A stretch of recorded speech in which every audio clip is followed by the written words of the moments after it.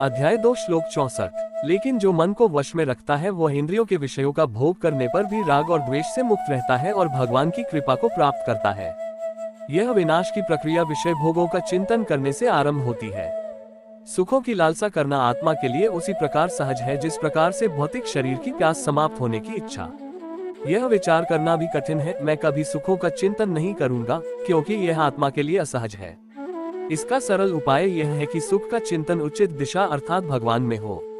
यदि हम बार बार यह स्मरण करते हैं कि भगवान में ही सुख है, तब भगवान में हमारी भक्ति विकसित होगी। ये दिव्य प्रेम भौतिक आसक्ति के समान मन को दूषित नहीं करेगा अपितु उसे शुद्ध कर देगा।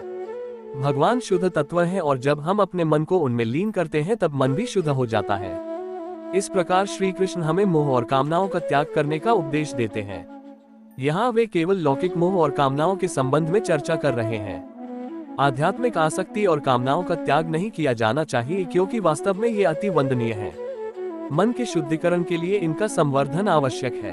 हम कामनाओं का जितना दहन करेंगे हमें उतना ही अधिक भगवत प्रेम प्राप्त होगा और हमारा मन शुद्ध होगा। ज्ञानी जन इस तथ्य को समझ नहीं पाते तथा वे सभी प्रकार की आसक्तियों का त्याग करने की अनुशंसा करते हैं।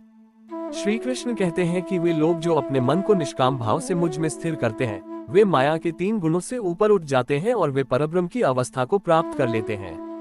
भगवद गीता के आगे के अध्यायों में बार बार अर्जुन को अपना मन भगवान में स्थिर करने की प्रेरणा देते हैं। राग और द्वेष एक ही सिक्के के 2 पहलू हैं। द्वेष और कुछ न होकर नकारात्मक आसक्ति है। जिस प्रकार से संसार के विषय भोगों का मन में बार बार चिंतन करने से आसक्ति उत्पन्न होती है, उसी प्रकार से द्वेष के कारण घृणा भी मन में प्रविष्ट हो जाती है। इस प्रकार भौतिक पदार्थों में आसक्ति और द्वेष दोनों का मन पर समान रूप से प्रभाव पड़ता है। वे इसे दूषित करते हैं और माया के 3 गुणों में धकेल देते हैं। जब मन राग और द्वेष दोनों से मुक्त हो जाता है और भगवान की भक्ति में तल्लीन हो जाता है, तब वह मनुष्य भगवान की कृपा प्राप्त कर अनंत आनंद प्राप्त करता है। इस दिव्य सुख को पाकर मन संसार के सुखों का भोग करने पर भी विषयों की ओर आकर्षित नहीं होता।